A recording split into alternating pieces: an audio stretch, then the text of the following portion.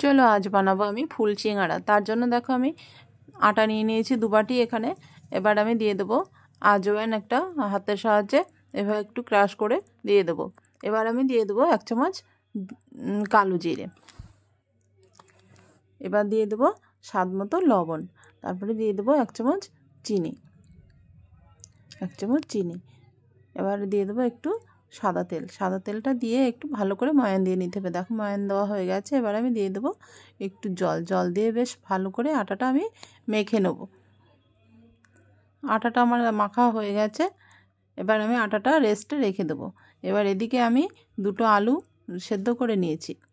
তার মধ্যে দিয়ে দিলাম আমি চাট মশলা, একটু ঝালের গুঁড়ো, একটু জিরের গুঁড়ো, আর এবার একটু দিয়ে দেবো গরম মশলা। আর এবার দিয়ে দিলাম 1 বাটি কর্নফ্লাওয়ার দিয়ে দিলাম। এবার দিয়ে দেবো স্বাদ মতো লবণ, আর দিয়ে দিলাম একটু কাসুন্দি। এবার আলুটা আমি সুন্দর করে মেখে নেব। এভাবে সুন্দর করে আমি মেখে নেব আলুটা আমার মাখা হয়ে গেছে, রেখে দেবো। এবার আমি যে আটাটা মেখে রেখেছিলাম, আটাটা আমি একটা রুটি বানিয়ে নেব।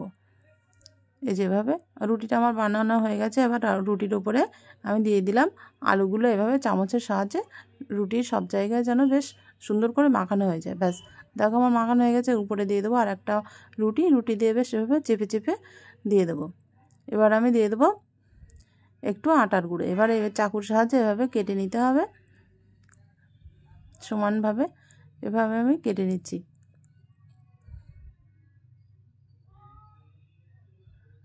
এভাবে কেটে নিলাম। এবার একটা দেখো ফুলের মতন আমি শেপ তৈরি করব। যে রেডি আমার ফুল সিঙ্গাড়া। এবার আমি তেলের মধ্যে এক এক করে ছেড়ে দিচ্ছি সিঙ্গাড়াগুলো। খেতে কিন্তু খুব দারুণ হয়েছিল। তোমরা কিন্তু এভাবে একবার ট্রাই করো, খুব ভালো হয়েছিল খেতে। এপিট ওপিট করে ভেজে তুলে নেব আমি ফুল সিঙ্গাড়া। দেখো দেখতে কত সুন্দর হয়েছে না? দেখতে যেমন সুন্দর হয়েছে, খেতে কিন্তু তত সুন্দর হয়েছে। তোমরা কিন্তু এভাবে একবার বানিয়ে দেখো, খুব ভালো হয় খেতে, খুব টেস্টি।